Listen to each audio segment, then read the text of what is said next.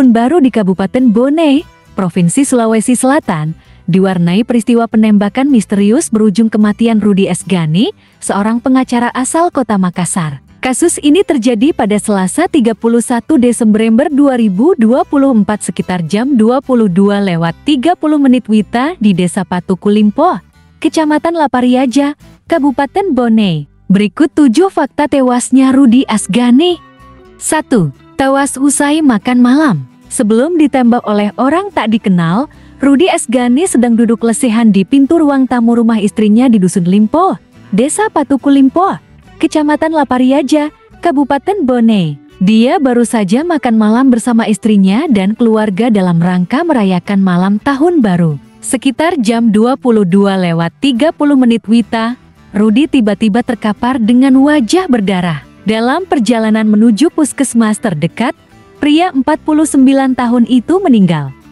2. Disangka pecah pembuluh darah. Istri Rudi Esgani, Mariam, mengaku sangat kaget saat melihat suaminya tiba-tiba terkapar. Awalnya, dia mengira suaminya mengalami pecah pembuluh darah. Namun, pihak puskesmas yang memeriksa jenazah Rudi mengatakan jika luka di bagian wajah Rudi merupakan luka tembak. Menurut Mariam, saat kejadian dia tidak mendengar suara letusan dan tidak melihat ada kendaraan atau orang lewat di depan rumahnya.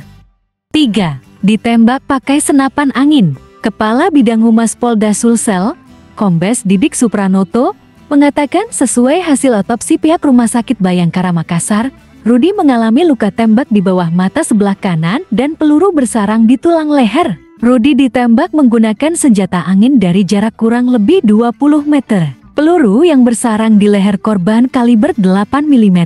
Senapan angin yang digunakan pelaku jenis PCP atau tabung angin semi-otomatik. 4.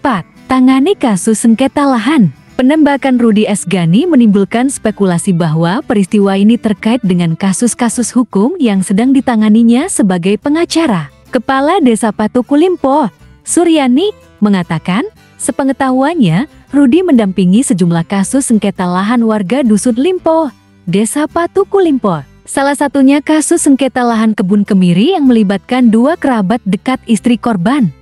5. Merasa disantet. Setelah kematian Rudi Esgani, seorang rekan korban mengungkap pertemuan terakhirnya dengan Rudi di kota Makassar. Dalam pertemuan itu, Rudi bercerita kalau dia merasa kena santet atau guna-guna. Sebab, dia selalu merasakan hal aneh jika menuju Kabupaten Bone. Rudi mengaku setiap mau pergi ke Bone badannya tiba-tiba panas. Tapi kalau dari Bone ke Makassar, tiba-tiba langsung plong. 6. Mendapat ancaman. Seorang rekan Rudi Esgani juga mengungkap, Rudi sempat curhat kalau dia menerima ancaman dari lawan salah satu kliennya. Orang tersebut mengancam Rudi dengan bahasa intimidasi. Pengancam meminta Rudi untuk berhati-hati lalu menyindir dengan mengatakan semoga Rudi bisa tinggal lebih lama di Bone. Istri Rudi, Mariam, mengatakan, saat ini suaminya mendampingi 6 perkara, 3 perkara pidana, 1 perkara perdata, dan 2 kasus perceraian di pengadilan agama. 7. Mantan caleg Gerindra. Rudi Esgani bukan hanya seorang pengacara. Dia juga kader Partai Gerindra Sulsel. Rudi 2 kali maju sebagai calon anggota legislatif Gerindra, yaitu pada pemilihan legislatif tahun 2014 dan tahun 2019. Rudi mencalonkan diri di daerah pemilihan 8 meliputi Kabupaten Sopeng dan Wajo. Sayangnya, Rudi Esgani gagal mendapat kursi DPRD Sulsel dalam 2 kali mengikuti pemilihan legislatif.